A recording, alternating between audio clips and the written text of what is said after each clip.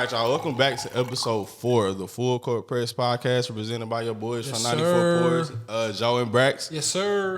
This episode is our first episode with a guest. My boy Justin is in the building with us. Yes, sir. JToni. Yes, sir. Yeah. We here. Appreciate y'all for having me, man. Thank y'all. Talk heavy. So in this episode, we're gonna talk about music.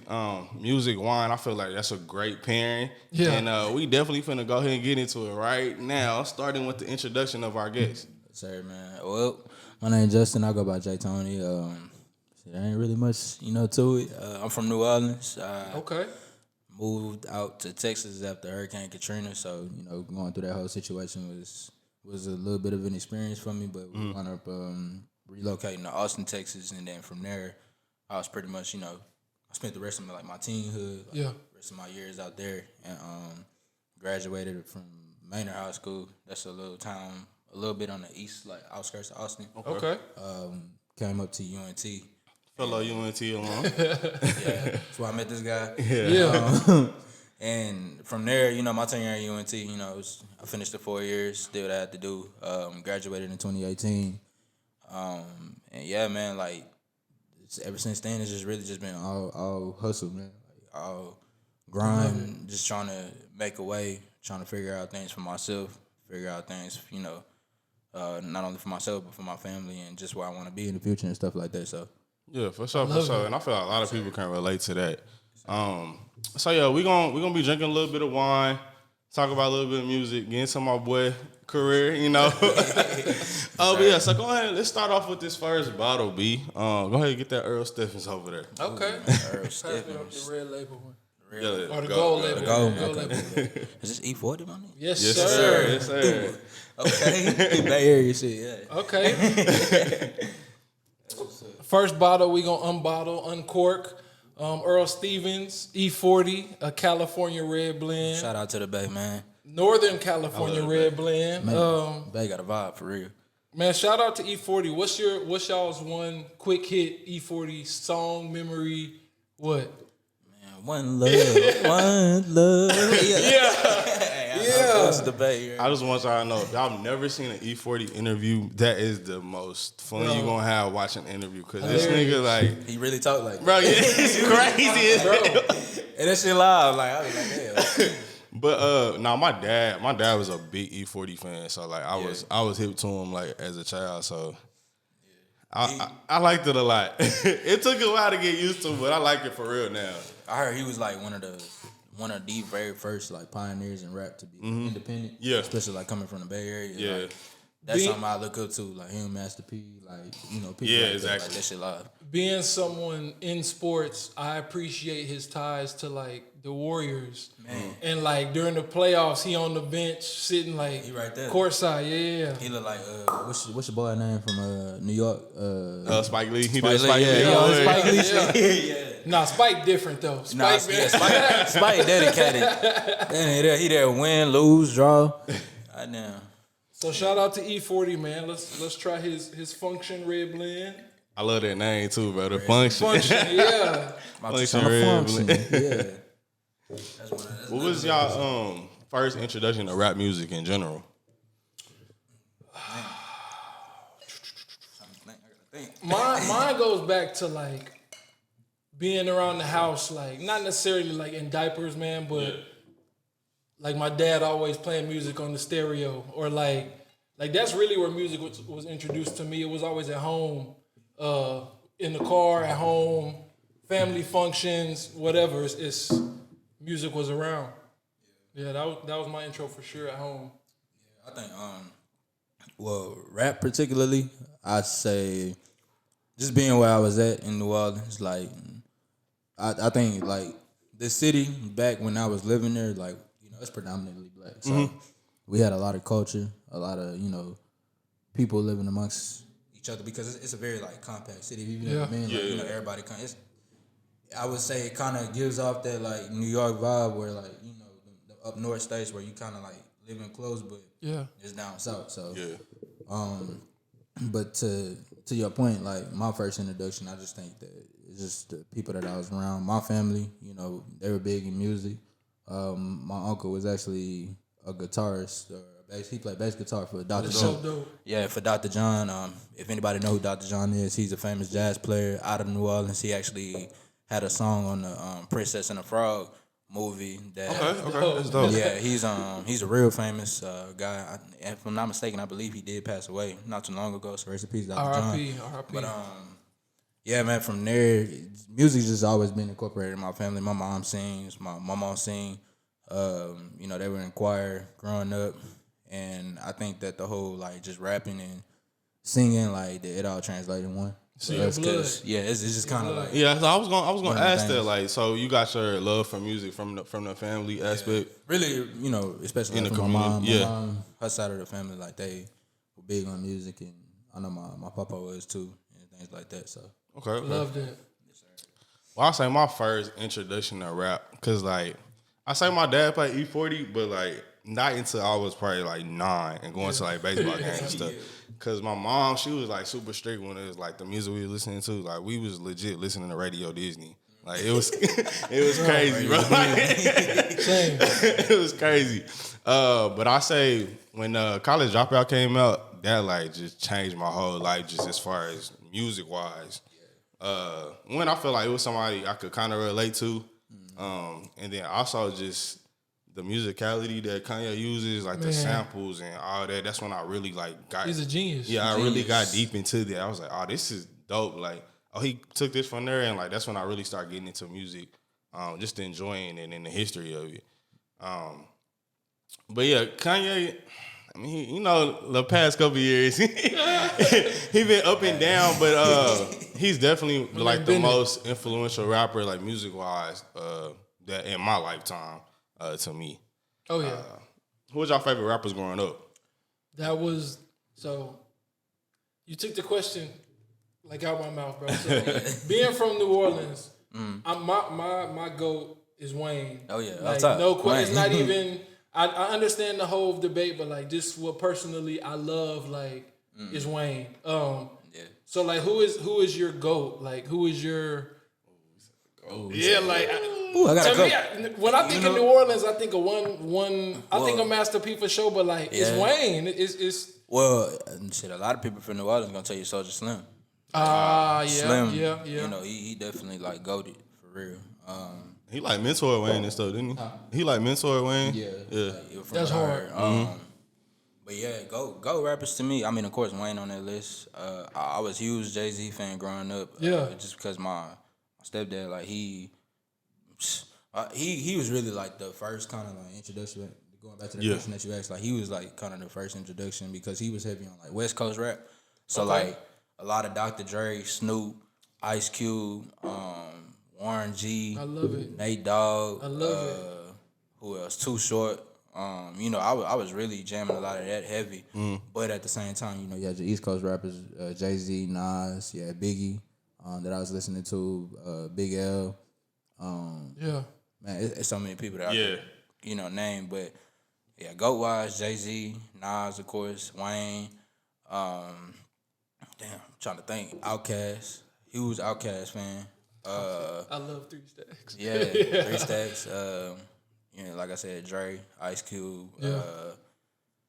Man, Cash Money. I gotta give Cash Money their flowers because That's a solid list. Yeah, they really started that wave in New Orleans, like that taking over 99 to 2000. That shit was real, you know. Yeah. And at that time, it was so lit to live like down there in New Orleans. It was like, you know, everybody was.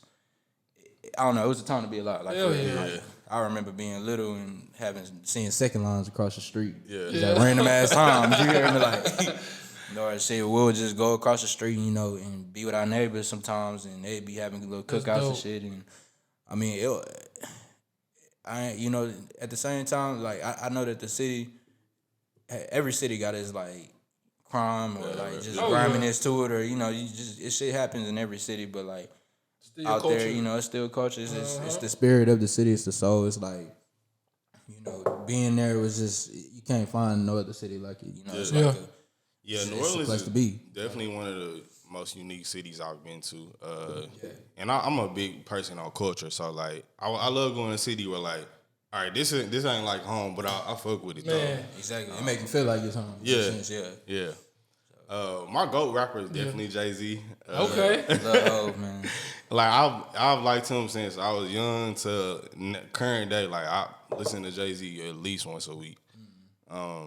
Wayne is my GOAT, but I think Hov's music ages the best, hands down. I think I can live with that because Wayne had a super run, especially like during our lifetime, like us growing up.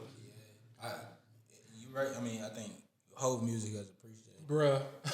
You know what I'm saying? It aged so well. But when we start getting older, because I know we in our 20s and stuff like that. As we start, transcending into like our 30s, 40s, we really gonna be looking back like, damn, Wayne. He was, bruh. He set a precedent for. Oh yeah, for today. sure. You get what I'm Yeah, saying? for sure. So like, yeah. What we listen to today is like, if you ask them who their mentor was or why did they start rapping, 8 out of 10 rappers gonna tell you it was Wayne.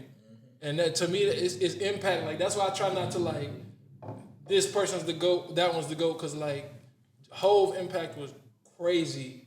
Even him writing like West Coast hits that people had no idea of until recently. It's still that's crazy, yeah. man. That's crazy to me. Like, but like you said with Wayne too, it's like I pretty much bred the generation that's rapping right now. So Exactly. You got motherfuckers really rapping off their top now. You know, that's the dope. little babies and young thugs and it's just people out here really doing that shit and like they make it hot. So It's so dope. yeah, and I'm sure it's a list of rappers that I'm probably For sure. I ain't mentioning. No offense to them, but like Like Cole is on my list too. Cole.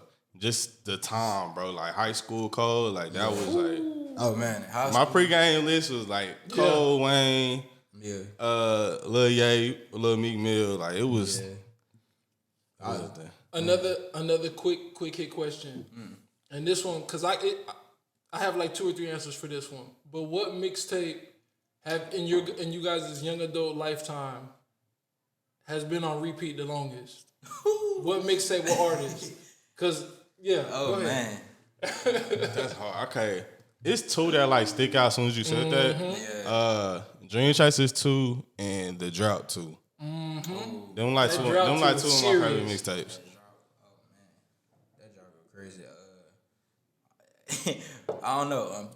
For me, man, I got so many that I done listened to in high school that I still jam. Yeah.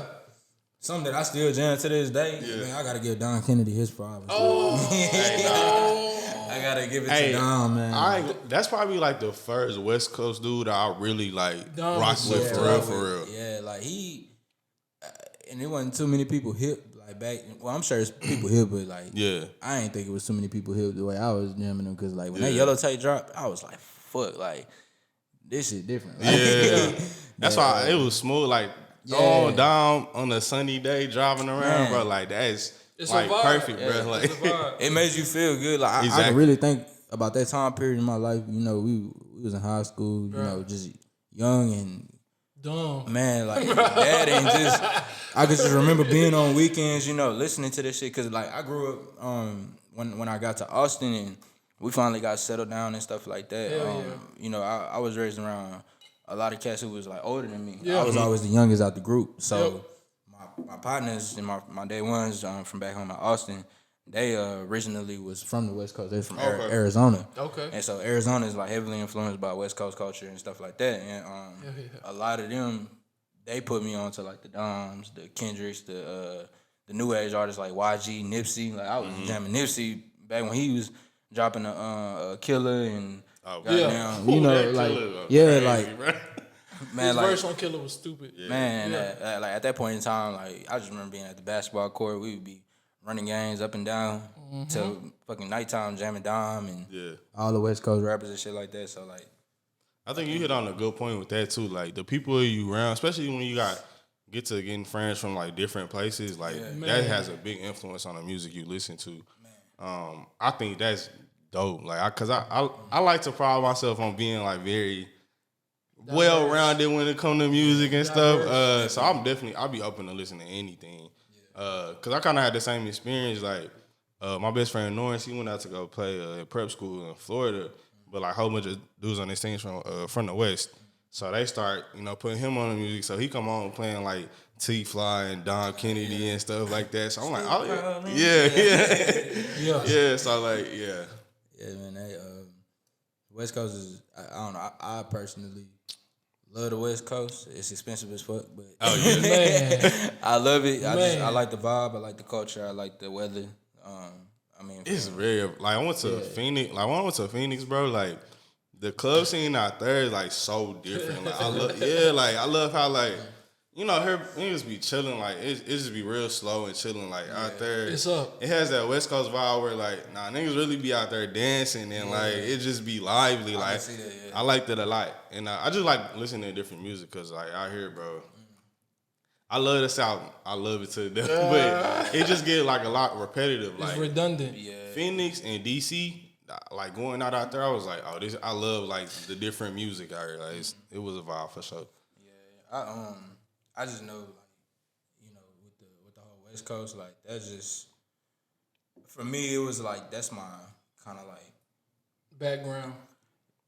It's just your like it's like my mood. Like, yeah, that's what I'm saying. Like, Yeah. you know how you just be chilling on a regular day. And Yeah. You know, like that's your clean up music or like that's your some shit that you just ride around to, smoke to.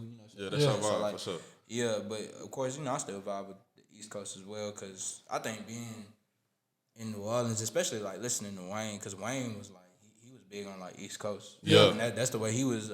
Yeah. Kind of came up rapping. And and I didn't know that till recently. Just listening to different interviews. If you peep a lot of his early samples though, it's like he rapping on the whole beat or like somebody from the Locks or like a Jadakiss beat. Yeah. Oh man, Jadakiss, Jadakiss, dog. bruh. I still jam Jadakiss. Bruh. Yeah, I still jam Kiss too. So I asked that question. Mine for sure, my 1A is No Ceilings. Like that mixed, Yeah. bro, it was like more than a calendar year. It stayed on repeat for me. Still on repeat. I be Dude. swag, sorry, fucking ice cream. Even now when I go back and listen to it, like it's like, bro, he said this in 2009. I just hate he did ice cream like that. Yeah, like, my boy Dero didn't even have a He didn't get chance no to love. blow like that. He didn't Like, get- he didn't he get no just love. like really confiscated that beat. Like, give me that, bro. At that time, you couldn't really rap. Yeah. On no beat, and Wayne hop on your shit and be like, It's "Yeah, that's over. it, you know, It's nah, over." Wayne, that's Wayne's song. So it was for sure No Ceilings, and then the other one that was on, like it low key changed my life too in the aspect of like this is when my mental switched into like thinking like an adult and like just it takes me back to that transition. It was acid rap. Oh yeah, that's That's the rap. Man, acid rap was so dope. What happened to to me. that chance? What happened, bro? He went away, man. One thing about that tape, I think the ad libs, Dude, every song, crazy, dude, bro. like it was like It something. was different. It was different, bro. That's why yeah. Bro, He was like, "The fuck is that?" but you could tell now, like even if you go listen to his newer stuff, in my humble opinion, Chance he wasn't as hungry at all. Oh yeah. It was like he in love, bro. He had a baby on the way. He was like, Yeah, I've already got. let me tell y'all about this and go on about my day. Man, the last one was like, I've already got my bread, so like here you go.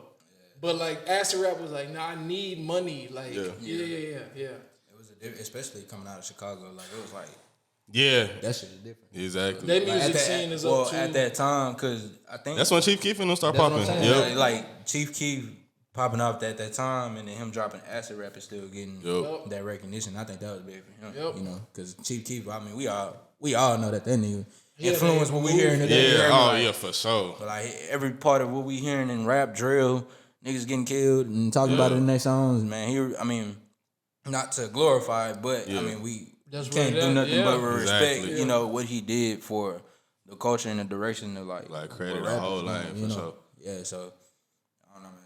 Chicago, they definitely get that flowers for real. Like I fuck with Chicago rap. So I know you do like a lot of singing in your music. Do you get like influences from rap music? Well, yeah. I mean, I think every artist who is in music and is doing this shit is influenced in some way by Absolutely. certain artists that they listen to. Primarily, like with the singing shit, I think with my mom growing up, we listened to R&B heavily. Like a lot of my mom was a huge Tamia fan. Yeah. She loved Beyonce, of course, but Mariah Carey. Who was Whitney Houston, Mary J. Blige. I mean, yeah, like, and even male singers like Brian McKnight. That's one of my Man. bro. Back at one, like my top 5 Back at songs one, ever. somebody heard growing up, jamming in the car. I'm trying to think. I mean, That's soulful music, man. yeah, very and I think that's what kind of influences my singing is the soulfulness that I heard out of songs. You know, it's been like Luther Vandross, Charlie Wilson, who else? Gerald Levert. You know, just all these legends and stuff. Yeah, Teddy Pendergrass. Like, you know, just people that I definitely grew up listening to in certain bands. You know, and I think. Anthony Hamilton for sure. Like that's somebody. He's nice Music too. Soul Child. You check out the verses? Man, I was watching that. I was singing along. Bro, same, That shit was bro. dope. But you know, and even looking at that verses, I was like, yeah, like this shit definitely speaks to like what I do in my music too. Because I just like the fact that how they tell the story, and you can actually tell that like they didn't been through this. Like For real. you can feel that whatever they talk about, they didn't felt it, and you felt it too. So like. That's what I try to incorporate in my music because a lot of the things that I talk about, like, of course, it's real life shit. Like, it's things that I done been through, things that I done experienced, but I want people to feel it. Like, for sure. And I think that's something that in these times right now, people are missing because music is so saturated and you got so many people putting out content, so many people, you know, putting out music, but they're not really dedicating their heart or they soul to It's it. like Talk heavy. Yeah, Talk like heavy. as much music as people putting out, bro. It's like it's no way I could have experienced all this stuff, like to even put your heart into it. Yep. Right. But yeah, man, I feel like What is your so a lot of it's singing for sure for you and like being melodic, but what's your favorite type of, I guess, genre you could say? And when I say that, I mean like, would you rather, ideal scenario, would you rather hop on like a rap song where you could just come, do the hook, leave, get paid, and it's a done deal? Or is it something where you more so like to get into like the R&B aspect of things, being that's what you grew up on? I could say I do a little bit of both. Like, Okay. I ain't afraid to do it however, you know, needs to be done, as long as the people who hear it feel it. You know, I love that. And I think that's a big thing for me because I grew up writing. Like I love that. Yeah, I always when you start writing. I started writing in like kindergarten. Ooh, that's dope. Like That's I was young and I just knew how to put words and make it rhyme for some reason. Yeah. Like That's it's dope. just it was just something that came naturally to me, and I think like if this was to ever blow and people was to see it, like a lot of my teachers from New Orleans or like even in Austin Attest to could that. tell you and attest that like you know Justin was a poet. You know when he wrote certain stuff, I even submitted poems and stuff to like national. That's so dope. I wasn't knocking bitches, but like you know just contests. And Yeah, stuff. yeah, Yeah, that's heck up, yeah.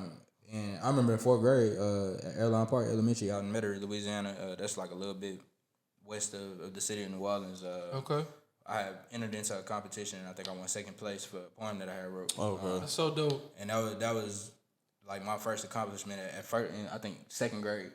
You know, doing something like that. So that to me confirmed that like I had some type of talent. And my mama, papa, my mom, and them would always tell me, you know, don't ever stop writing. Like, continue writing whatever you feel, put it down on paper, and you know, just keep that. And Living out your Oh, dream. did you ever have a time when you did stop writing?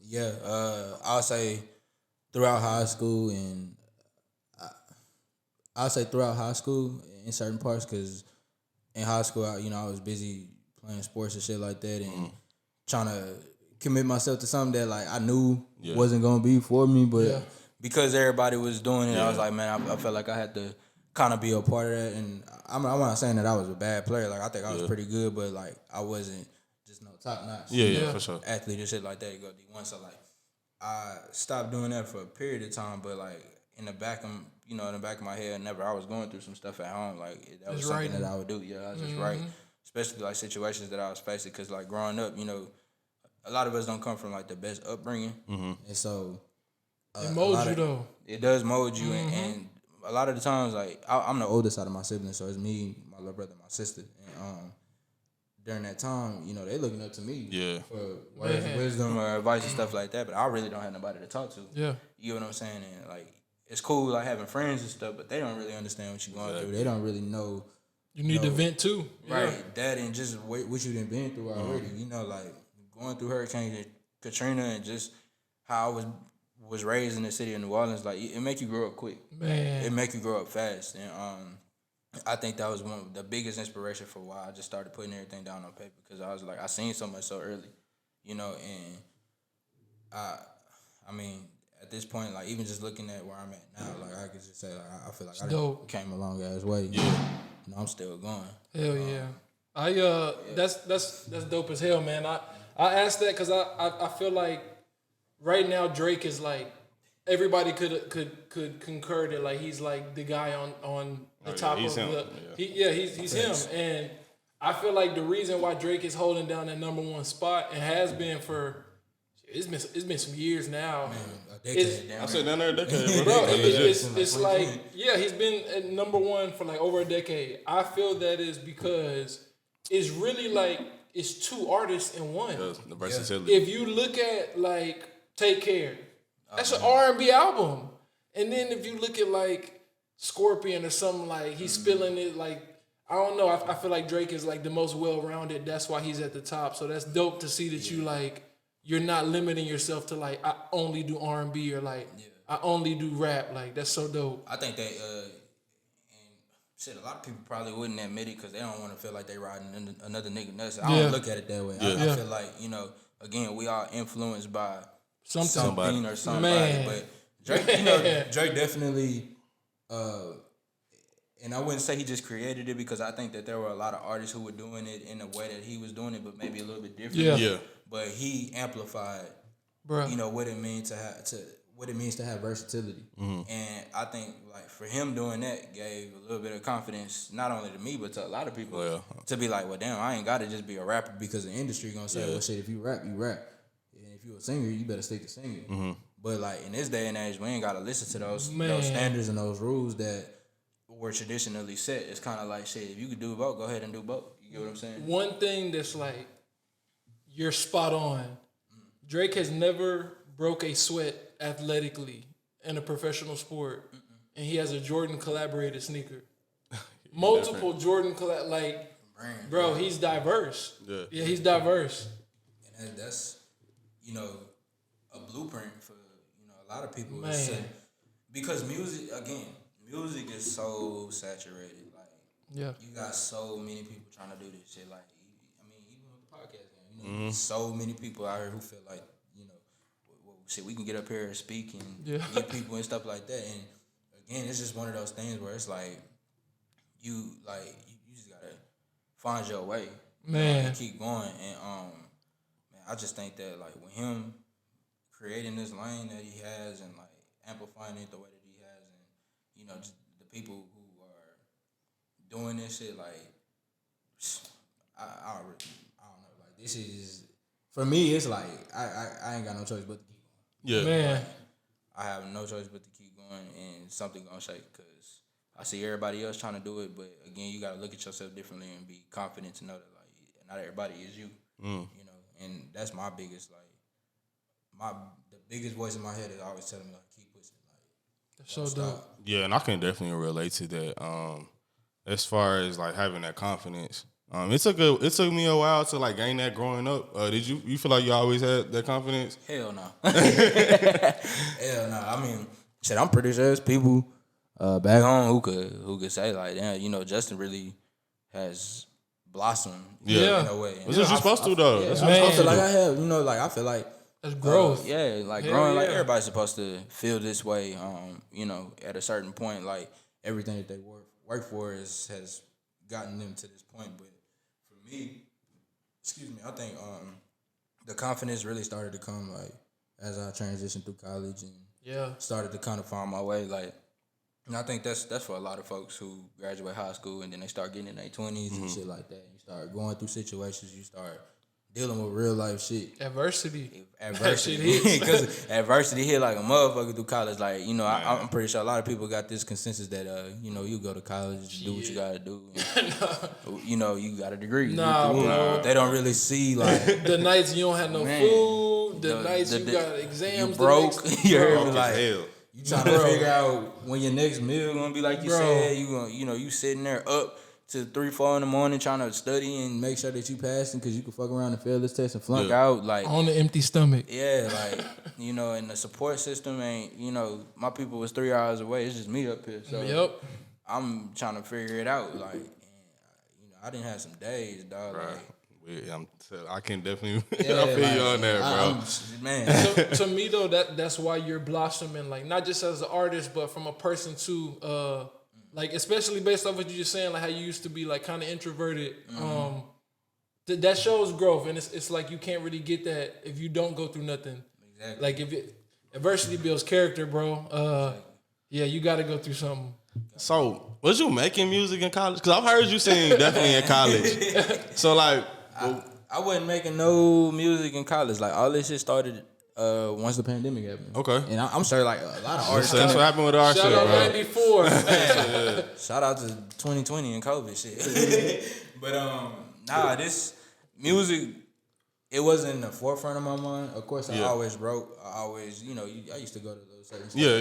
Yeah, definitely seen UNT and would showcase my talent and stuff. But the music thing really started when I don't know if you know Ken, but Ken, he really put it in my ear. Okay. Like, he kind of like propelled his way and starting like he started just getting like the equipment and stuff. Yeah. He was like, you know what, I'm finna just start making beats. Like, if you want to hop on, just let me know. Yeah. And I was like, shit, I do it. Like, I already got a lot of stuff that I be writing, so I might as well just test it out, see what I sound like and shit. And Man, my first time on the mic when I did my very first single, that shit was like, it was like damn, like something. like it just felt like something. Yeah. It was the intro of my first tape, Self Dependent, which I put out in 2020. And that to Yeah. me was like an experiment tape. It was like, all right, we just gonna throw up a couple songs on the tape, Get it out. see how it feels, see how people think, what people think, woo the woo. And when that first little intro that I did on that tape, when it come on, and like I start speaking, and that was really like an attest to like my life and shit like that. And like when I heard it and I heard the beat, cause we came up on the beat on the spot, and like when I heard him put it together, I was That's like, man, dope. we got some shit. Like, I feel like this could really be something. Like, I know a lot of people, like I said, anybody gonna feel confident about what they create, and they think that it can go far and stuff like that. But like, with me, it was like I just knew for sure, like, and I know it ain't even the biggest thing in the world right now, but I just know that one day or somehow or some way, like, that shit it's gonna reach somebody and it's gonna touch somebody, and they're gonna be like, damn, this is like the first thing that he did, and that's kind of how all that started. Like the music in college, like it wasn't even in the forefront of my mind. I was just trying to get through college. I listened to your tape in 2020. I was like, I know Jessica can sing, but like I didn't know he was like really making music. But and it was pretty dope. Yeah. So like, what you got coming now though? So this next tape that I got coming is it's gonna be titled "All Work No Rest." Okay. This is gonna be dropping. I like that. I like that. Appreciate it. How you come up with the title? Man, grinding. Yeah. Every single day. Shit. I had really the inspiration for that was just my child, of course. I had a baby in 2020, and Bro, congrats. appreciate it. She man, that was a wake up call like I'd never seen it before. Especially when you bring another you in the world, and she just every bit of you. You get what I'm saying? Bro, I had a son in 2020. For real? I swear. Yeah, And like, congrats. when you said that, it's like, I got chills because, like, bro, I know the exact spark you talking about. It's like, it was like that. bro, it's not about me no more. Yeah, like, it's I about gotta her. go now because they need it. Exactly. Bro, And I know exactly what you mean. that was a huge inspiration for why I even stepped out of my comfort zone. It was like, I know I gotta make a way somehow. She needed. Yeah, so She needed. I might as well use my talents to my advantage. But Yeah, I love that. getting back to the tape, it's titled "All Work No Rest," and I think that it just encompasses, and for anybody, like the days and the nights that you spend up trying to figure shit out, trying to work your ass off to get bills paid, Man. to make sure that you saving enough to get your side hustle going, Man. to the nights that you spend up worrying, or just you feeling like, damn, like how am I gonna get through a situation, or like how am I gonna do this shit, and somehow it happens. Yeah. You have a breakthrough, and I think that encompasses life, because life is trials and tribulations, and you always gonna have ups and downs, but it's just about the work that you put in, and sometimes you gotta sacrifice a little bit of rest in order for you to get to where you want to be. And Bro. that's really what this tape encompasses, and I think that everything that I speak about in this tape just embodies like my life over the past 2-3 years. I love that. Graduating college and just being to where I'm at now, and hoping that people can relate to my story, because it's not just a college story. It's the story of a young nigga that's really out here trying to make it, and who done been through some shit. And go get that. I was, I was displaced from my home. Not a lot of people can say that. A lot of people can't relate to the fact that an unprecedented event happened, and now they lose everything that they know or once was, and they got to go somewhere else and relocate and readjust, or being in a household where, things weren't always good because y'all struggled financially. Yeah. And, you was trying to figure out how you was going to rob, pay Peter for Paul, however they say that shit, or like, where your next meal was going to come and shit like that. And then even getting to like college and still going through that same thing and just trying to make the most out of your struggles and having people beneath you or behind you to support you and just pushing through. And even to now, like, I had my child and figuring out how the fuck I'm going to make a way for her, and that's the biggest thing. Like, I just hope that everybody who listens to this just feel it.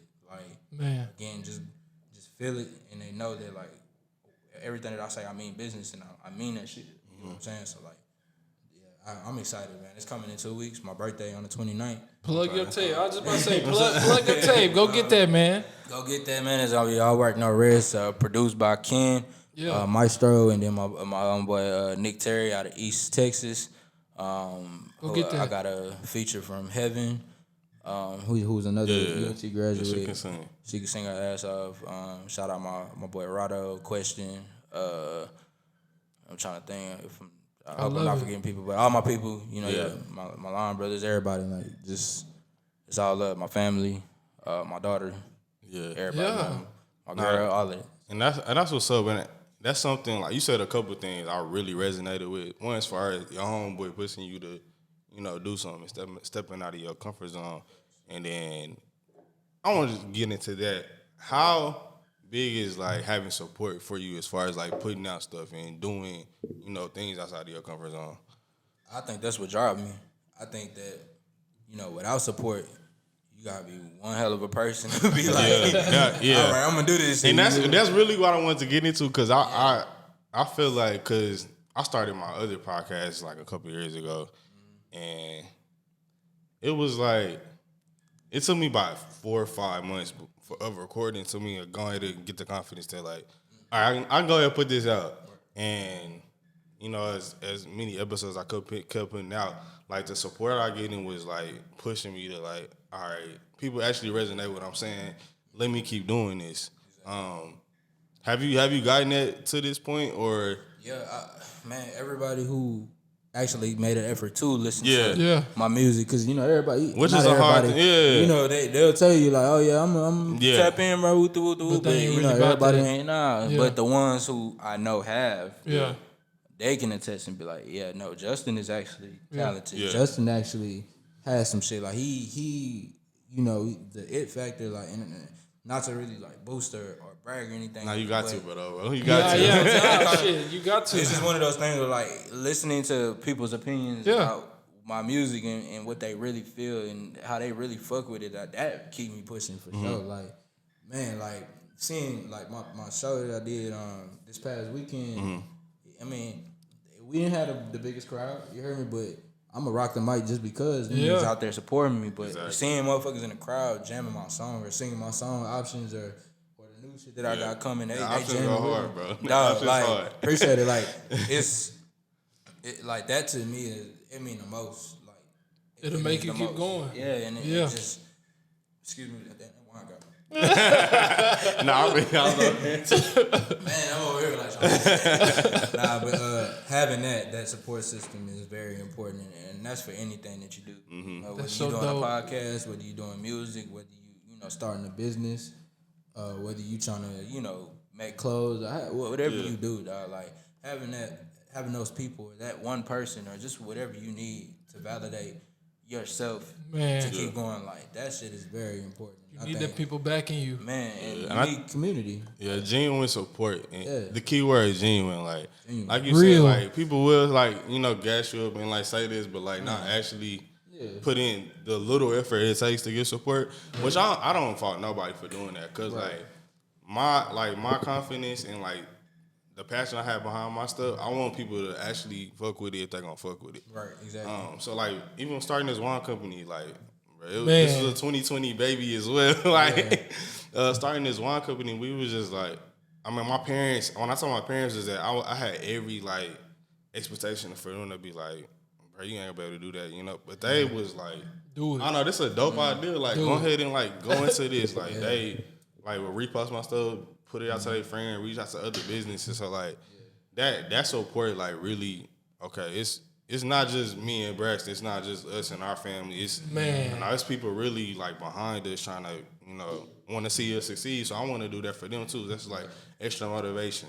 Man, my speaking of that, like what really surprised me, I think my mom, like, I remember I told her, I was like, I'm doing music with Woo. She was like I just expected a completely different reaction than what she gave me, but she was like, for real? I was just like, yeah. She was like, well, you better go ahead then. Like, I was just like, that's all you needed. And I'm telling you, like, she listened to that first take, and I think she's listening to it to this day. Yeah. Like, and just to hear her and her friends and my nanny and like, so everybody, tough. like, bro, like Justin, keep going. Like, you doing so good. Like, you are very talented. Like, hearing that shit really made me like just. I got some. It made me feel good, like for real. Yeah. Especially hearing that from your moms, cause like your mom's. She had you, like, that's your number one supporter regardless. So like, if she validated, it's good. Yeah, it's good. And I know some of the songs I've been listening to, I'm like, fuck, I hope she don't say that. Bro, no, I feel that like it be some episode I be talking about some crazy shit. My mama would definitely hit me with a text, be like, the rest of it was good, but like stop cussing so much.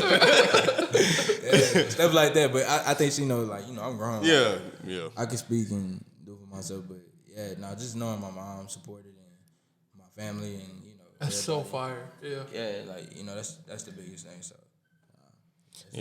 I want to get back into something else y'all talked about as far as like being fathers. Like, I know y'all said because I don't got the experience yet.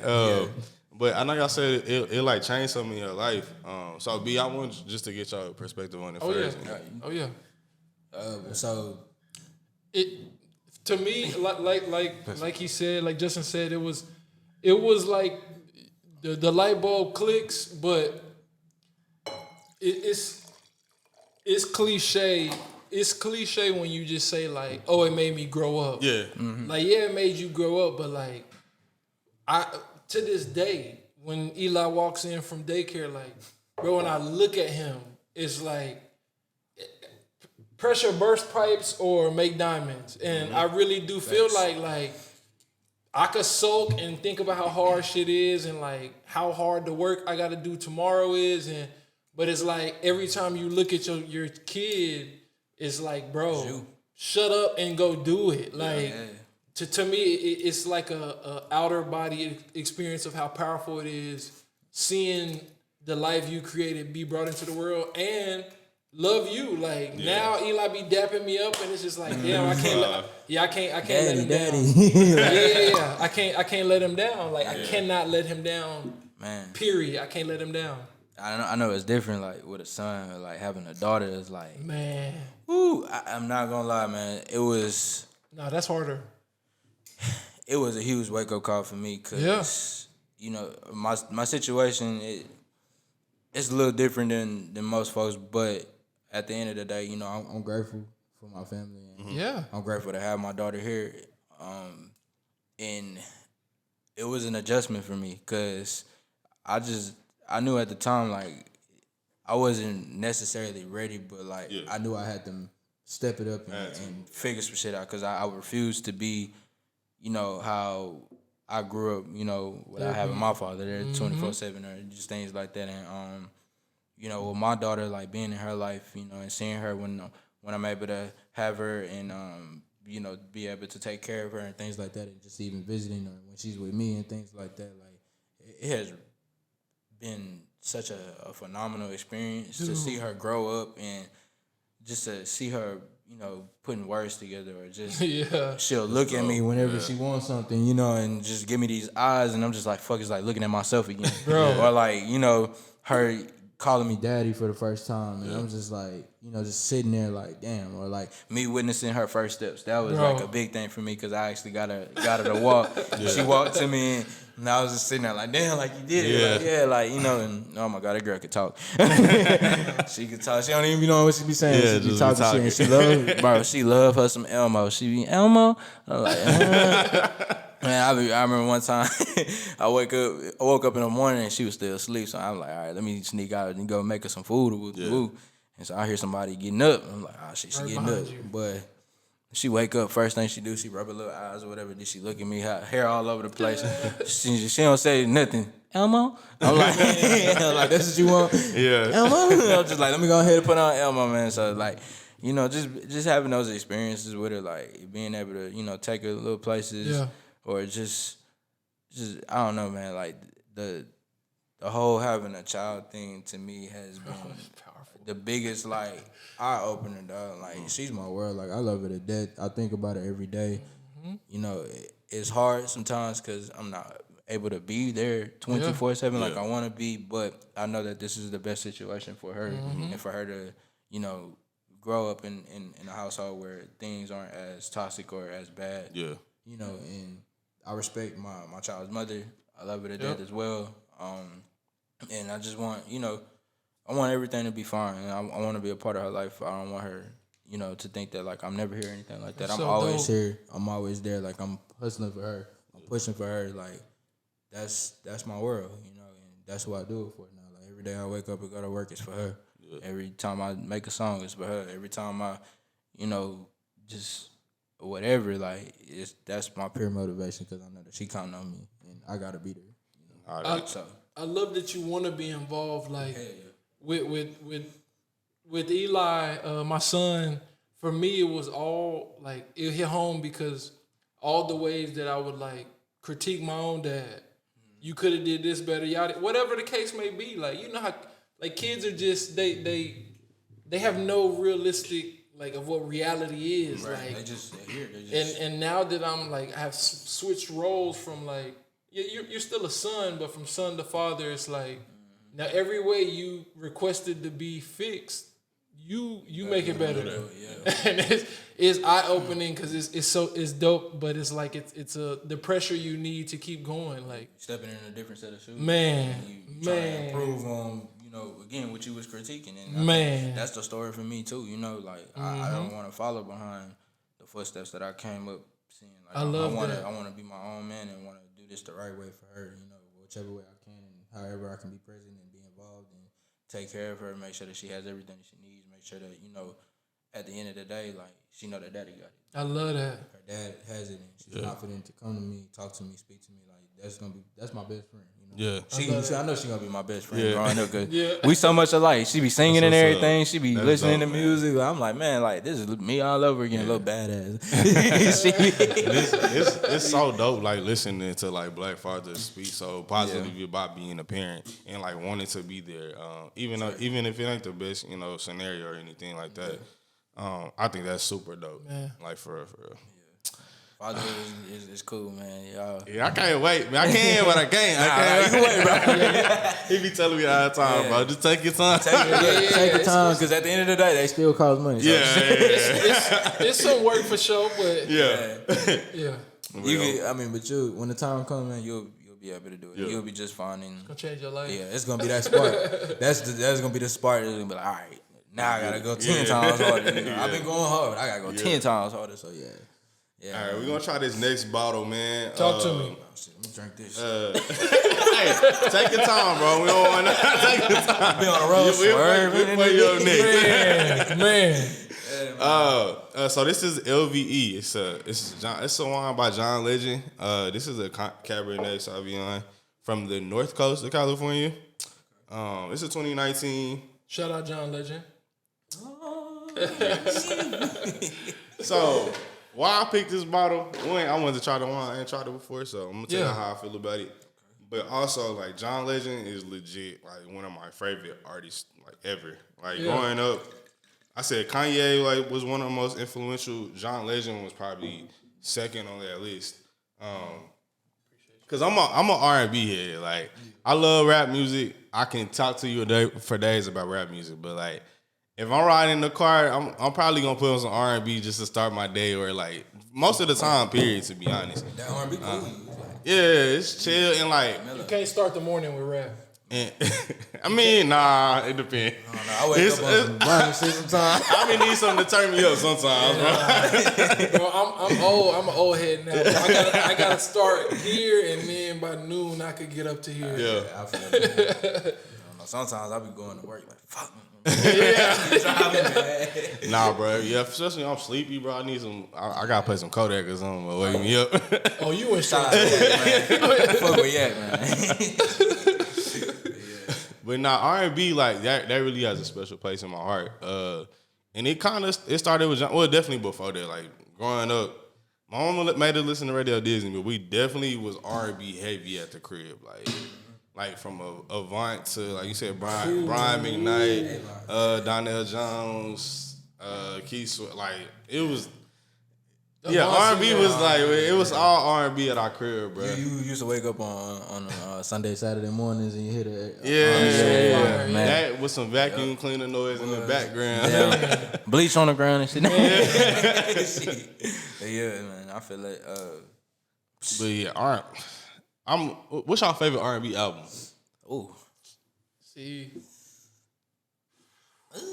I just want to sing, maybe. Okay. Music Soul Child. Okay. Or yeah, it would have to be one of Avant's from like early 2000s, or like I don't know, bro. The older I get, like Luther is like gets more goated to me. Like, oh yeah, hey, nah, he different, bro. It's like it aged well. Yeah. Then I got grown and it aged better. Now I got a family and it aged better. Like, I ain't gonna lie, I take that back. Usher. I don't see that's mine, bro. Confessions. That's mine, bro. Confessions is probably the I best. thought you were gonna say 8701. I like 8701. Don't get me wrong. 87 was cool, but Confessions, bro, that's a Man. classic. I could jam Confessions to this day. Oh, but like, easy. God damn, like, Easy, bro. he was spitting that shit. Like He was front talking. to back, bro. Like, Shout out Usher. yeah, shout out JD too. He was writing his ass off on that. Man, boy, that whole album was about Yep. like, The videos that went with Usher's projects too were crazy. videos, All of them were always crazy. he was dancing his ass off. I really miss music videos. Like, I know people still make music videos, but like the way we receive content now, it's hard to like just sit down and watch a music video. There's a bunch of niggas in the video posting guns. Yeah, but even it's some real dope videos that come out, but it's hard to get the eyes on them because you got to go to YouTube or social media. Like it went like we had BET and MTV just watching all day, bro. Showcasing, So, but yeah, I miss music videos. Like I think my favorite music video, like growing up, was that Big Pimpin' video. I was like, I want to go to Miami, bro. Like when I first went to Miami, like when I was older, bro, I was playing Big Pimpin' like the whole time I was out there because it brought back a memory. Like, damn, I'm really out here, bro. My GOAT video when we was little was the Diddy, the We Ain't Go. That was hard. Bro, that video was when them scooters had just like come out. That video was so tough to me. Yeah, that video's goated. I think my favorite videos, of course, one of my favorite videos growing up was Back That Ass Up, Juvenile. Oh yeah, Fire, dope, fire. Really, Hot Boys. Okay. She want a hot boy. Yeah. Got the fire in the background and shit like that. Man, nah, like, that video was live as hell. Like that was, man, growing up, bro, we really had some like you said, some creative content. You know, like you just, as you get older, you start to appreciate it more because you just everything now is like again just saturated. So, but nah, it's still some dope ass artists out there making some dope ass videos. Oh no, and for shit. sure. You know, you just gotta go out there. And You find gotta it go find it. Yeah. Like that's the hard part. Yeah, Exactly. Yeah. Like with that shit and streaming, bro. Like you really gotta go find music unless you got like. I feel like, do you think it's harder to make it nowadays, or you think? Because I feel like that's a hard question because I feel like I can see both sides. Man, I'll say it's a double-edged sword. Yep. In a sense, because I feel like it's easier to make it these days, given that we have the platform And the access in order for us to do so. But it's harder because so many people have the Trying to do access, that and shit, yep. you know what I'm saying. So like everybody's putting out content, like everybody is out here, you know, making music and trying to get that shit, you know. And there's so many people who have different levels of worth ethic. Yeah. You get what I'm saying? And like some people do that shit and like, all right, cool, and put it out, see what people like, with the woo. But they don't really get a full effort. And then you got some people who really putting a full effort into that shit. And they gonna be under every comment, every post. With their videos, niggas in DMs, goddamn, every show they trying to pull up, cause that's life for them. Yeah. You know what I'm saying? But I didn't know this until Jordan told me. That was 2 episodes ago. But the House of Highlights Instagram page. Yeah, how they started is crazy. He said he blew up by basically flooding the mainstream sports pages. Like posting comments Like on when them. ESPN to post something, he flooding the comments. He flooding everything. I can see that because it's niggas who do that. Like it's and he like when he did it, because like that's when the algorithm wasn't totally set yet. So like he really like came up off of that, bro. He was ahead of his time. Yeah. Now shit, damn Instagram algorithm. And I think that's the most annoying part as far as being content creators. Yeah. Like I actually love the aspect of marketing, but I don't like social media marketing like the way you have to do it to like be successful. Yeah, because then it just you have to saturate stuff. Yeah. That's the only way. Exactly. Now I feel like to other people, of course, it's like, damn, this nigga on board. Yeah, I feel like that myself. So like I try not to do that, but then it's like, damn nigga, how is this gonna pop? You know. One of the pros to that to me though is like, if I was a rapper, if I was Justin, like 10, 15 years ago, there's no way in hell you can directly contact Jay-Z. There's no way in hell you could directly DM Drake. Yeah. Now it's like, what if Drake just woke up Saturday, he drinking coffee or something, he happened to read your DM. Or he scrolled. He just so happened to pick his phone up and you hit him with a DM, he listened to your shit and love it. Yeah. And now you on as an artist just because you shot him a DM. Like, exactly. And I think that's the pros. Man. To having social media. And of course, like I said, it's a double-edged sword. I think that technology, like what Nipsey said, technology has given everybody a platform, giving us a way to really showcase, what can be done. Yep. But at the same time, you also have forces at work who don't want to see that shit happen. Man, who working against it. And again, and it's just like real life. You got good and you got bad. Yep. And, it's just about maneuvering and figuring out strategies that work. And, that's what anything that you do, So to try to directly contact Jay in like 97, you would have had to go. Like, you have to run up on this nigga, throw this nigga a tape, bro. Y'all talking about Jay Run the risk of like catching a fade with somebody. A security man. Imagine trying to contact Diddy. Like you gotta go to New York to even get a chance to walk past them. Like now it's not like that no more. It's like you could be wherever. Yeah. And I mean, it's still people out there, moving to those type of cities that feel like, this is where I have to be to get an opportunity. But like, I don't feel like it's really necessary. It's just about the effort you put in into making that content pop out for people to notice you. And it's a whole bunch of look into it, bro. Like, I feel like a lot of people don't understand that, like, because a lot of people be like, damn, how they do this or how they get to do this? Why this not happening to me? Right place, right time. Yeah, bro. It's just a whole bunch of look. Like, I would say what has motivated me as far as like putting more content on social media, like we made a post the other day. We posted D-Wade wine page on there. They like that shit, put it on their story. Shout out Wade Sellers. Yeah, so I'm like, hold on, bro. Like, shout out Wade Sellers. Let me start doing this again, doing this some more. Oh yeah, definitely. You gotta get like whatever y'all gotta do to get that church. Yeah. Put y'all shit under the man.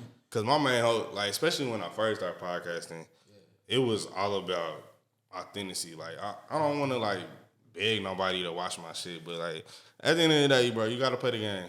You gotta play the game. Got to. I definitely feel that. Man. What y'all think about this wine? This shit fire. I gotta try this John.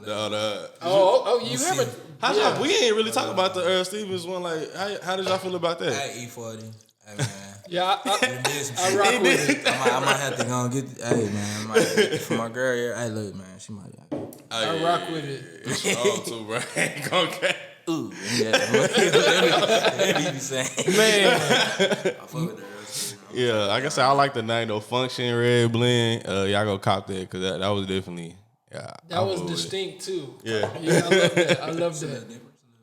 John Legend too though. It's stronger, but it's smoother though. man. Yeah. This one's a little bit smoother. Like that one got a good taste to it. I like that taste. Yeah, it's more fruity for sure. Yeah, this one is I can feel the alcohol smooth. Yes, sir. I like that. Good shit, black man. Got to. Yeah. I wanted to get Mary J. Blige, but they was out of it. But so shout out Son got this too. Her wine's actually out of Italy. Yeah, Mary. Which is why I really want to try it because I feel like most people, especially in America, they get their stuff out of California. Oregon is getting more popular. That's one of my favorite regions. But Italian wines, that's like where my heart is as far as wines. So I definitely want to try Mary J. stuff. I gotta go find a bottle somewhere, you know. I didn't realize how much stuff E40 was in. Like, Had his hands in. Yeah, like, he a this dude's businessman. everywhere. He's an entrepreneur for real. Like I said, he was one of the first, I think, out of the West Coast to be that, the kind of independent artist that had them ventures and real life business shit. You know, Master P was rocking with him too when he went out to Oakland. Like, he put him on a lot of games. A lot of people don't know that either. Like Master P actually started his music shit out in California, like Richmond That's here, so like in the tough. Bay Area, and then he had to come back home to New Orleans and get people hip, to what he was doing and shit. Like Even like the Silicon Valley stuff, like E40's heavy. Oh, no. Hey, bro, he bred it up, bro. I was watching this, like, I think it was KD when he was with the Warriors, saying, like, that's who he reached out to for, like, advice when he got there, like. And I think that's so dope as Man. far as, that's like, dope as fuck. because I feel like that's a big problem in our community. Like, it's a decent amount that will help you out, but it's a lot of people that's like, I'm good. nah, bro, I need I'm to, good. like, hide this. Like, I want to be the token black person. feel- Or I they want to feel be like the only person in this, you know? They gotta protect their position. Yup. In a sense, yeah. I definitely feel But it's bread out here for everybody. Bro, it's That's so what- much money, bro. Bro, we, as Americans, like, we touch, like, 3% of the money. Yeah. Legit. As It's Black so Americans. much. It's so much money out there for like all these brands, but I feel like the more we're conditioned to compete, it's like that's the game. Yeah. Well, it's a consumer-based society. Like they want us to focus on buying products, you know, and especially being black. Black people spend the most out of every other race. It's crazy. You know, our spending power is through the roof. We could save and really be so powerful. Right. If we learn to invest that back into our own communities. But of course, history is proven that every time we do try to invest back into our own communities, they come through and destroy it. Yep. But I think that, man, like, as we, start to matriculate into, like, this new society, it's going to be imperative and important for us to have some type of buying power. Because if we don't have any kind of economic, stance in society. Basically, a slave again. I mean, we already at that Yeah. point. Yeah. But we have to find a way to create, like, some type of economic power, because if we don't, what we say or what we do ain't gonna ever work. Shit. You get what I'm saying? So, And that's the thing. I feel like we do have economic power. As far as, like you just said, we spend so much money. We just don't have that unity like that. I feel like other communities do have. discipline too. Yeah, Man, discipline is a bingo, big part of bruh. it. You hit to me. It's. I feel like blame who you want, because we do get dealt a very shitty hand of cards. 100%. But at the same time, I feel that, like, if I look in the mirror, I know I could do better with whatever. Yeah. Like, I feel like it start with that. Like, I shouldn't rely on nobody else to teach my kids financial literacy. Yeah. Right. I need to do that. Like, I feel like that's where a big part of it start. Like, and I feel like black people have a sense of pride. Now, granted, we have to, based off of history. Yeah. But I feel like the pride in us, like, even speaking personally, like, it's hard to tell somebody like, when it comes to financial literacy, I'm stupid. Yeah. People, a ton of black people I know will not come up to somebody who isn't financially literacy, like, stupid. They'll ask them, like, but there's a huge population that's just like, they have to live up to the facade of, like, having it figured out. And I think that you're spot on. Like, that's so dumb to me. Like, if we drop that and just like, bro, I need help. Yeah. You asking somebody that could be helped, that's like the networking you need that could, like, now my family isn't dumb when it comes to finances. Yeah. I think that I could go on this topic for days, because it's something that I really am passionate about. But I just think that all of this was systematically put in place. Oh, for sure. And of course, we go through history and see how, we were treated not only economically, but, on a personal level as people, and just everything that we've had to deal with throughout history up until this point now.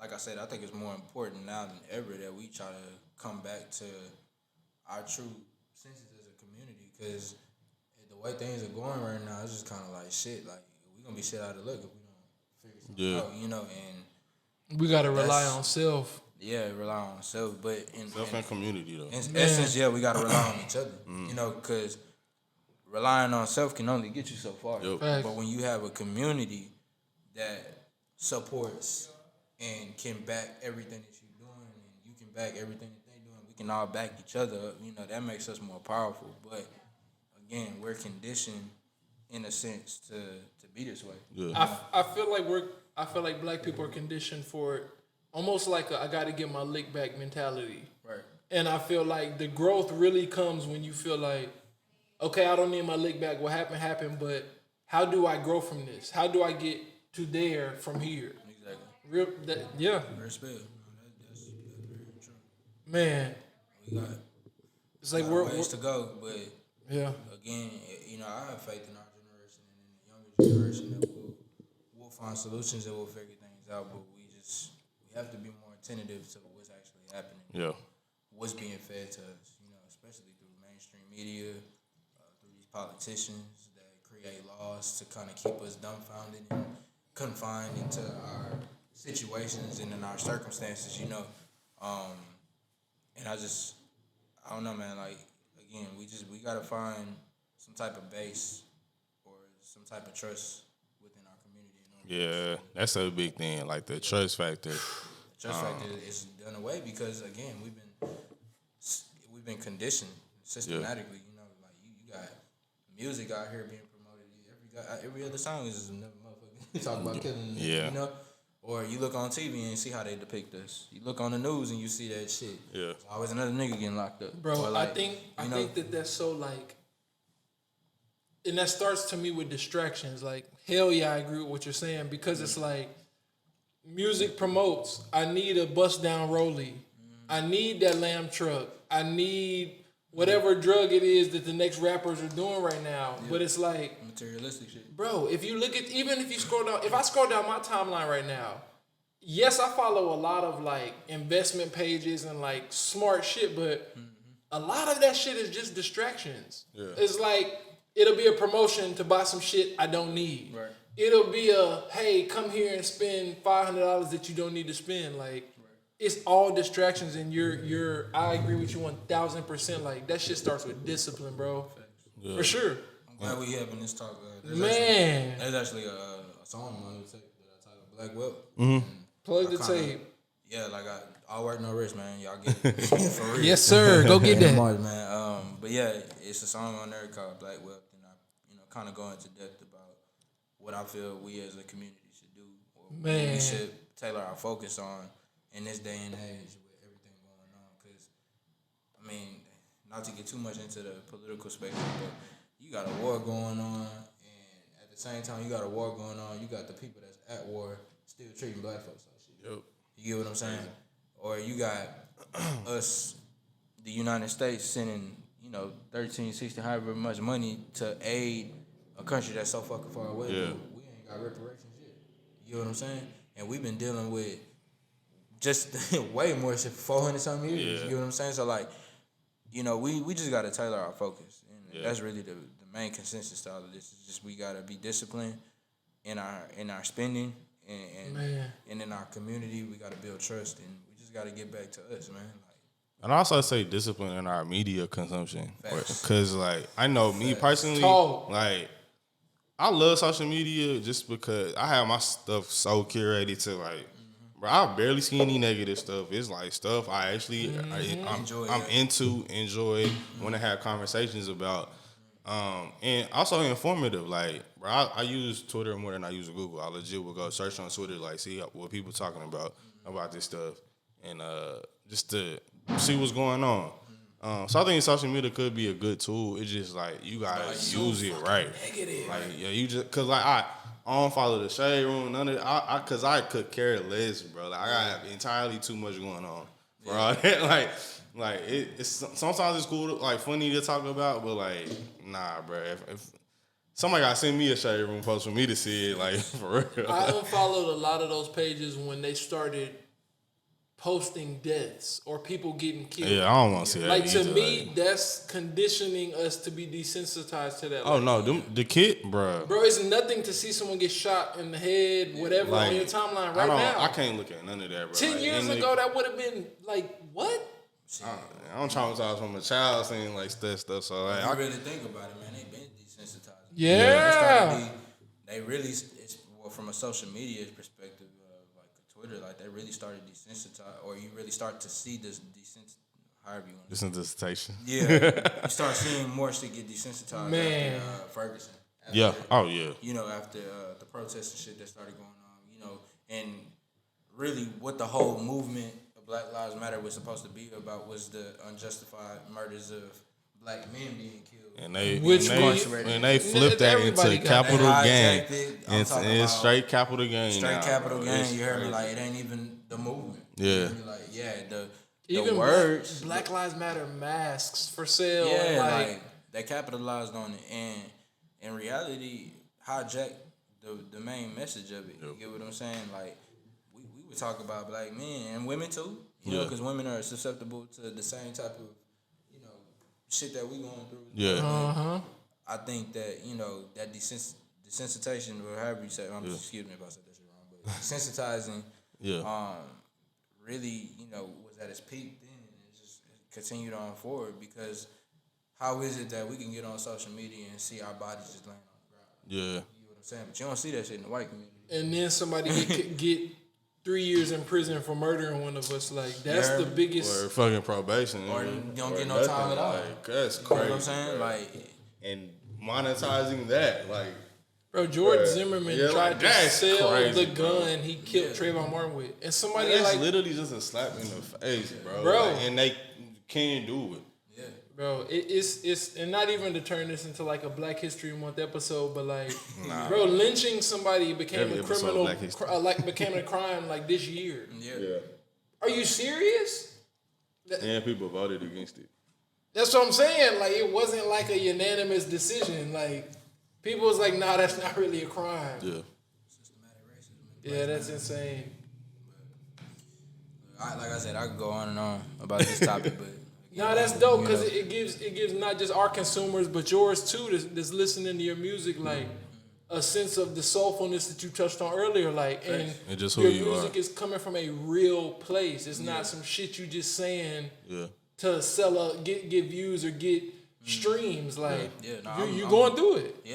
I'm passionate about it. Not only am I passionate about myself, but I love that. I'm passionate about like the music, and I'm passionate about the community, because I know that at the end of the day, I went through Hurricane Katrina. So like, man, I saw how they treated us. They had us sitting on top of our roofs and was just filming us, and you know what I'm saying, and calling us refugees. It was American fucking citizens. You get what I'm saying? Like, we was birthed and we lived in an American city. You get what I'm saying?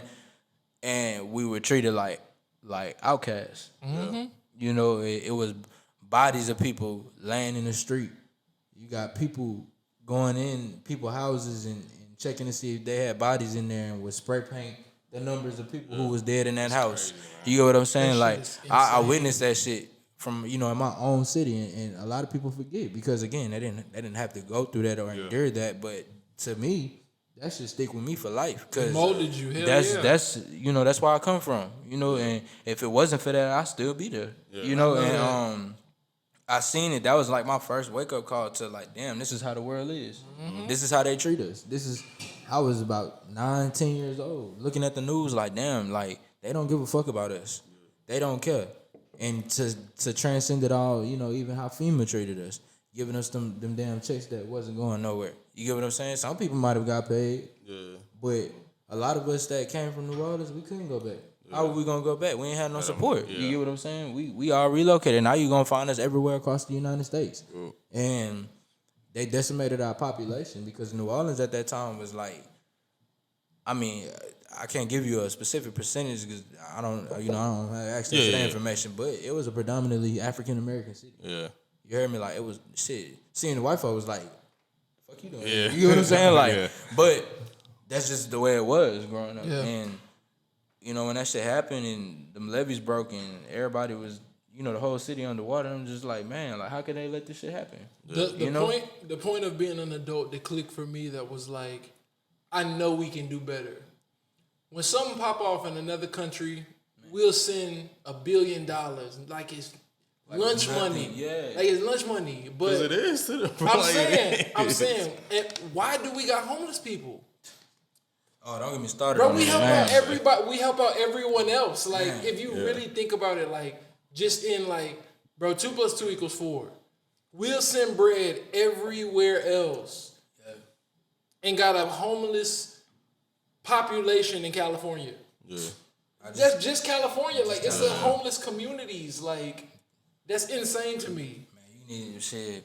California, you go down to Austin, Nah, Texas. bro. See, crazy thing is, Austin's crazy. Austin's crazy. I was in Austin talking to this dude. Like, we was on a boat. We was talking to like one of the workers just about the homeless population and like the things he was saying, bro. I was like, bro, get me out this boat, cause like, is this really how y'all thinking out here? Like, it's weird. It's weird to me. 'Cause I feel like, bro, that don't affect my life that much for you to not want them to have like housing or. Right. Bro, even if they got tents lined up on the street, why is it that crucially? Like, that's You go home. We want them out of here. yeah, like that's And a crazy. big percentage of the homeless population is African Americans in Austin. You get what I'm saying? And I mean, and just to give you a little background about Austin, like when I first moved, a lot of the East Side, as we know it today, used to be a predominantly black African American Absolutely. community. And now when you go down there, it's like, man, Out of what the there. fuck is this shit? You know what I'm saying? Out of there. And so, and just seeing how that transcended over the years, just, that was, again, just, you really wake up and you see this world, you really see this country for what it is. And I ain't trying to, like I said, I'm not trying to get too political, but it's just the reality. You get what I'm saying? Like, seeing how our people are treated across the board, no matter if you come from New Orleans, if you come from LA, if you come from Baltimore, if you come from fucking Miami, Austin, Dallas, Houston, it don't matter. Like, this is a national crisis. Yeah. You know what I'm saying? And I think that, just the way things is and how things are going with inflation, the way that it is, with the policies that are put in place, for certain places and certain people, and just how the pandemic itself has wiped out the middle class. And now you only got 2 classes, which is either you High elite and low. or you poor. You know what I'm saying? And like, that's why for me it's just so imperative to keep hounding and to keep preaching the word of community and trust and to be disciplined and economic power. Like that's something that I'm very big on. And I just want people to understand that like it's bigger than our situation. Yep. We all gotta have each other back. So. Yeah, I hope feel I'm not like going too you far good, off the bro. spectrum, Nah, you but- good. Nah, Like, that shit. That's why we this one of the film. reasons Yeah. like why we wanted to do this. Like, bro, we got a wine company, bro. And a lot of people would ask like, why does a wine company have a podcast? But like we said on our first episode, we just want the people that support us to know who we are. Right. And then the people who come on here, who they are. Cause like I said, I want genuine support. So like I want you to know how I feel about everything, bro. Like, Man. I don't want nothing fake, bro. Like I'm gonna be an authentic person. Let me tell you, I reached out to Jordan. I was like, man, like I seen what y'all was doing. You get what I'm saying? So I was like, man, like, I feel like not only was it a perfect opportunity for me, but I feel like it was a perfect opportunity for all of us. 'Cause, Yeah, for sure. Again, I feel like we all bright individuals. Man. We got things to get out there into the world and to speak. And just doing this is really like an experience. Not just for me, but I feel like for Oh everybody. yeah, for sure. I feel like it's very unique, and I hope Yeah. that this whole take off and blow up just as much as I want my music to. You know what I'm saying? So like, y'all definitely got my respect. Hey, we locked in at this point, bro. Like, Man, look, That's one of the dopest things, or one of the common grounds that with Jordan that I appreciated was like his willingness to like, we need to show love to this brand, or like it's gotta be like, and that's why I'm glad you here for this episode. It's just like we want your consumers to come here, but we want our consumers to come to yours too. Like, it's to me, it's about using your platform to build other platforms. Like you said earlier, shit, it's enough for everybody. Bruh. And More than enough. And then some. Like, you know, we only touching a certain percent. Like, all the assets. We got to collaborate, man. Well, I'm gonna get out with a little light topic before we get out of here. No, that was dope though. No, bro, beautiful. Like I couldn't pick a better way to start off. Like I have our first guest. Yeah, that was dope. That was dope. Beautifully, bro. Appreciate it, man. But last little question I got. What's the last song y'all downloaded? LimeWire. Well, just add it to your library. Add it to your favorite song. Yeah. I got a few. Shout out to my dog Quay, man.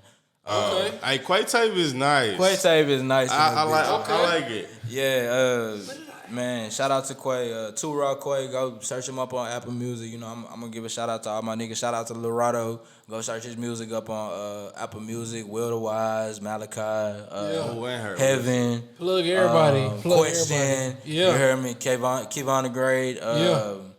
Man, it's so many people that I could think of. Excuse me if I forget y'all, but if y'all watching this, go plug in. Especially like, but just speaking on from people from UNT, bro. Like, there's so many people that do music, and it's dope. But that's real dope. That's our school. Like the school is one of the most creative schools in the nation. Honestly, so you know I dig it. I'll say the last song that I downloaded, or really. Excuse me, the last tape that I downloaded, it was Quay Tape. Okay.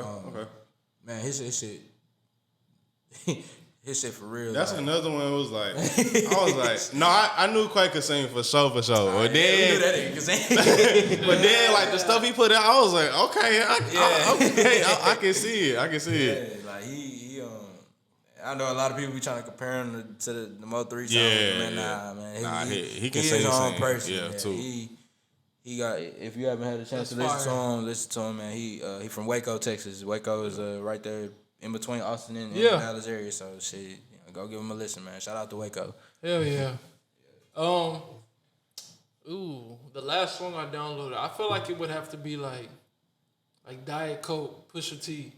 Oh, that's like Pusha's new stuff. Oh my god. Yeah, Pusha's new stuff is fire. And like I was jamming out on the way here for sure, but like, Pusha is probably the last person I hit the heart on entitled. Yeah. I think the last I downloaded Benny the Butcher album is the last. Okay. And that time Yeah. Hey man. Okay. Benny Stamp. Yeah. Benny. He my favorite out of Griselda too, bro. He hard, bro. If y'all ain't heard Benny the Butcher, y'all go fire. Man, look. Buffalo. From Buffalo, New York, man. Like, go listen to Benny. That nigga there is to it out there. Bruh, certified lyricist, gangster. Yeah. All of that, bro. It out there. I fuck with Benny, man. Yeah. I like New York. Like, New York is cool. The new drill sound is a vibe. Hey, Fabio, hey, he ain't had a bad verse in about 2 years to me, bro. Like, hey, I fuck with Fabio. We got the same birthday, man. March 29th. We in this Yeah. See, Maxo Cream too. Yeah, we are. Maxo hard too. I listen to him too.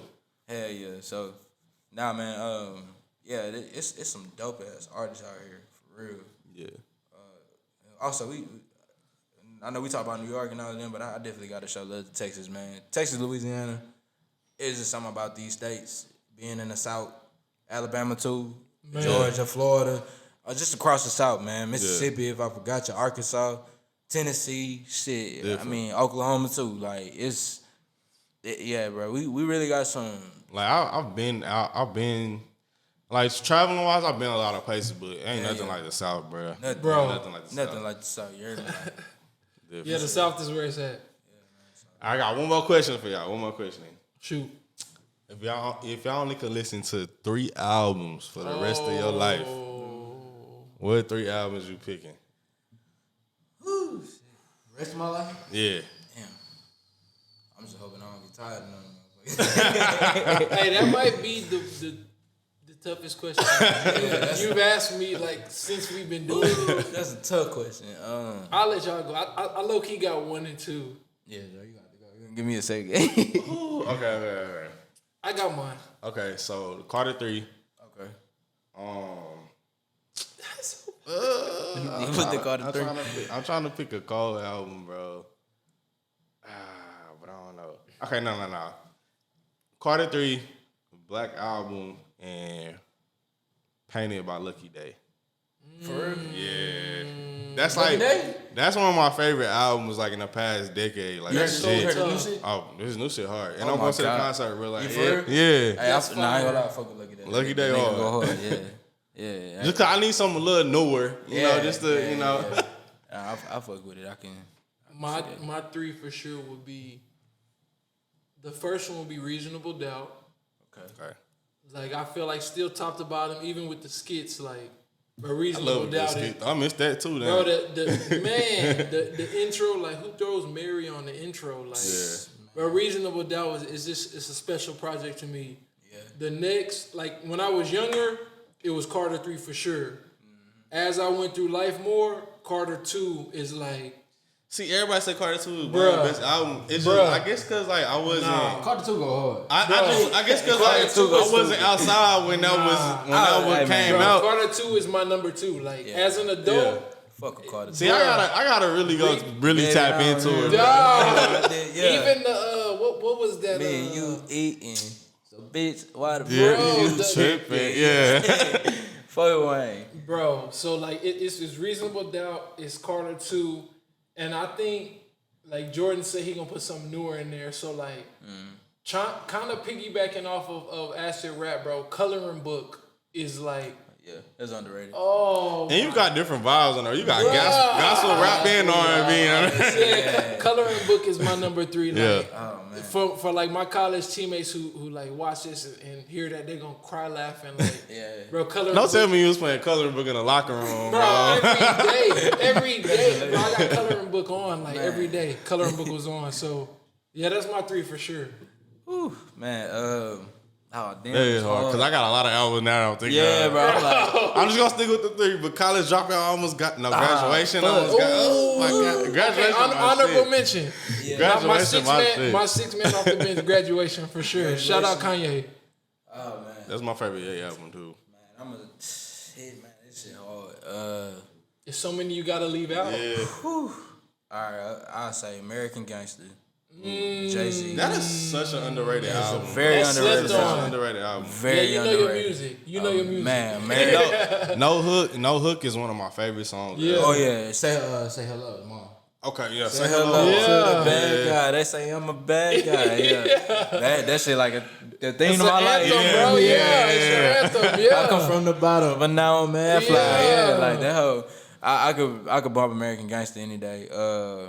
That's a great choice. Yeah, my beautiful dark twisted fantasy Okay.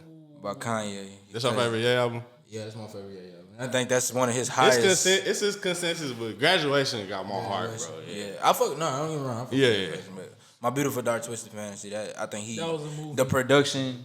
Oh, that production went was, into it, yeah. That's when he went next level with the production. Exactly. Yeah, that right there. And then Shout out to the Red Octobers too. Yeah, Oh, That what was a time in space, man.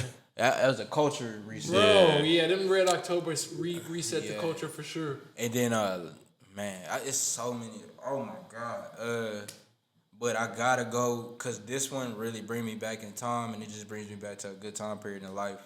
Cushion Orange Juice. Okay. Bro. Wiz Khalifa. Wig. I fuck with Cushion Orange Juice. Hey, His concert right one of the now, livest concerts I've ever been to. right now, It was really a vibe. if Mesmerize come on, like, Hey. I'm rapping everywhere. What? Bro, Mesmerize was like you said that was your anthem, like that Man. was my anthem for life for a long time. Cabin Fever, my favorite Wiz tape, but I like Cushion. Nah, it Orange was too. Cushion Orange Juice, bro. Bro. Cushion Orange Juice, Mesmerized. Was Level on it? What was Level on? Level was on Level was on something the else. green, the Yeah, album with yeah, the with the green green, on the yeah, front yeah, of it. I forgot the name of it, but Cushion Orange Juice had like, Cushion Orange Juice had some shit. Don't you? bro, the Kid glass Frankie, house. Yeah. Kid Frank, bro. I live like sucker free. Yeah, That's why they yeah, hung. Yeah, that hoe bro. go dumb, bro. Like That's a great top Wiz, three. Wiz was a culture reset too. Like Yeah. that right there was Man, like, that whole era was dope, bro. bro. Man, Like, everybody had the blonde patches in their head and shit. I'm not gonna lie, like I love my top 3, but I'm hating on your top 3. Bro, even American Gangster, like Oh, yeah. I slept on that. Gangsta. Nah, I ain't gonna lie. I gotta give an honorable mention to Talk heavy. Drake. Yeah, I was like, I can't forget about Drake, man. I We can't did forget it. about like, Drake. none of us had Drake like Can't forget that. about Drake. Drake on. And I'd say, man, cause fuck. What's your favorite Drake album? Let's just do that. We all do our favorite Drake album. Oh no. Let's do top 2, bro. Yeah, my top 2. He got like 5. He do. He got man. Fuck this shit hard. Bro, mine was. I really like this new one that he got, bro. Like the Because Certified Lover Boy. yes, I really like this one, but It's I wouldn't cool. say that this my top. It's I'd too many say- songs that's too air to me. Like Bro, I can't listen to the album all the way what's through it. What's the joint where he had his head in the clouds? Oh, Nothing Was the Same is my Nothing was favorite the album. same. That's Yeah. my favorite album. But I think that's his Bro. like certify him as a rapper. for Yes, sure. Like, yes. The Tuscan bro. leather. That's Oh, Tuscan Leather. Yeah. Different. Bro. That's That shit number one for me. That Like, intro. That's my and, GOAT intro. Meek Mill intro is like Yeah. the best intros ever. Ooh. yeah, Like man. legit. I definitely gotta say nothing was the same. Or damn. Ooh, this shit He hard. got Drake got He some, got some Drake got shit. some shit. I think if you're reading this, it's too late. That's fine. Yeah, that it was wasn't the tape. received well when it first came out, but that aged beautiful. Well, no, I definitely remember though. I ain't gonna lie. It's my freshman year of college. Yeah. He dropped that shit and Twitter went crazy. Yeah. Bro. I'm talking about like I think It Twitter was a crashed. surprise drop. It was a surprise drop. Like Twitter crashed. He was trying bro. to get off Baby label. Yeah, bro. Like I gotta, bro. that shit's crazy.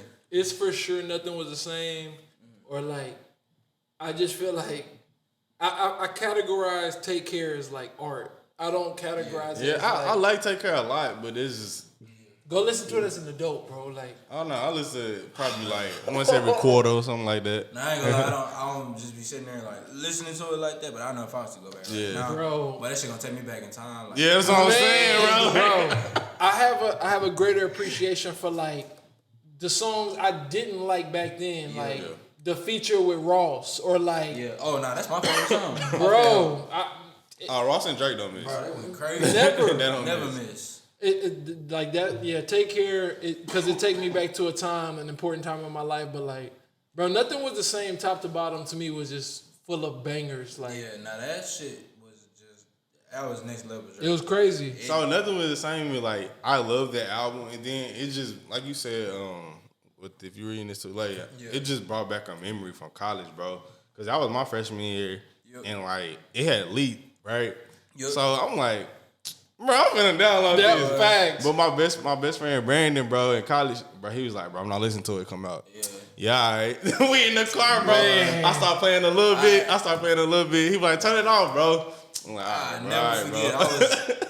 I never forget. I was in Clark Hall. I forgot who. I think I was with Tristan and Kaylin. My boy Tristan. Yeah, like, I forgot who I was. I know I was with somebody, bro. But I just remember putting my headphones in, hearing that. Man, Hey, Oh, yeah, I'm nah. like, oh shit, Bro. That's When simple. I That's that pull Madonna. up on a nigga. Nah, that legend. Legend. That was the first bro, song. how the Nah, beat from nah. Madonna go? Oh, that dum. Hey, Bro, break the- Madonna was Yeah, like that hoe was my. stupid. Nah, bro, Madonna when it like It didn't hit me at first. Like, no. That's probably my as favorite far as song. like Drake intros, Yeah. I don't. That's like Yeah. that's like at the bottom of it Bro, to me, cause like Madonna he was came out. hard. Yeah, bro, he came out Tuscan Leather. Okay, Hard. Free Smoke was really hard. Free Smoke on that More Life. Yeah, it was really hard. Free Smoke. Yeah, Hey, that Legend was an intro. Like, Legend. I think Legend was that hoe was top because Yeah. I don't know if y'all know, but like he sampled Genuine. Genuine twice. Yeah, yeah. I think he did it on Madonna. I and think he did that's it on Legend. I think that's why Tuscan Leather is my goated intro. Yeah. Besides Reasonable Doubt. Yeah. Because Bro, he sampled Whitney Houston. Oh, Like, he what it's other like 5 rapper- samples in there. Bro, what other rapper He you went like, crazy. That 40 go bro? crazy, man. Yeah, Bro, he do. yeah, Tuscan Leather was like insane to me, bro. That's still probably. That's in my. If y'all got some time, check out 40 on KD podcast. He talking about like all the production and shit he did for Drake. When he That's Dope, insane. listen, huh? when he dropped that one. Ooh, probably like a year and a half ago. Yeah, I got it. Yeah, Yeah. the podcast. Yeah, it's called etc. Like ETC. Yeah. That man, I like Yeah. listening. I like listening to podcasts, like especially the informative ones who can offer real life knowledge and just game on. Yeah. How can I life. grow from this? Yeah, Man. that's what I be on. I'm trying to.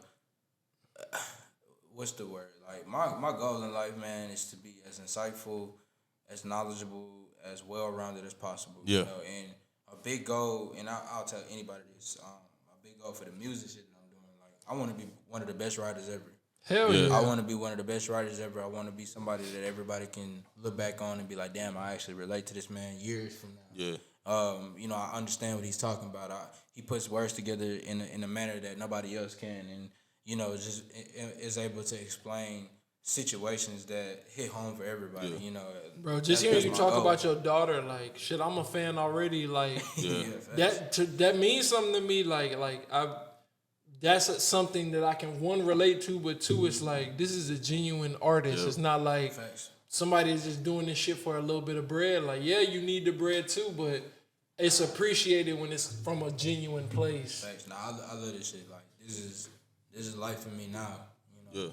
Maybe back then I couldn't see it. My confidence might have been down, but I think that like now that I've really stepped in, into who I am and what God has blessed me with, because at the end of the day, like I give all the glory and the grace to God.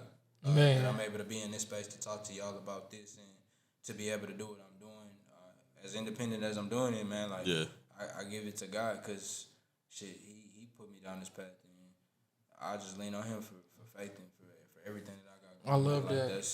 That's my sole proprietor. Like that's the person that I give my heart and my soul to, and I just let Him lead the way, and just hopefully that I can shed light not only to myself, but you know, towards other people. And hopefully inspire them and shit. And that's kind of the message I want to leave out on.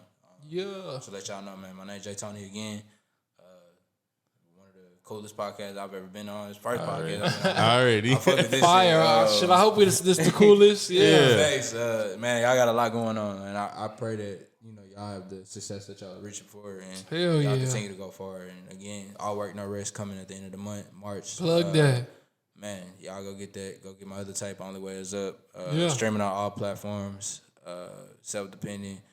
You know, we gonna keep this going, man. For real.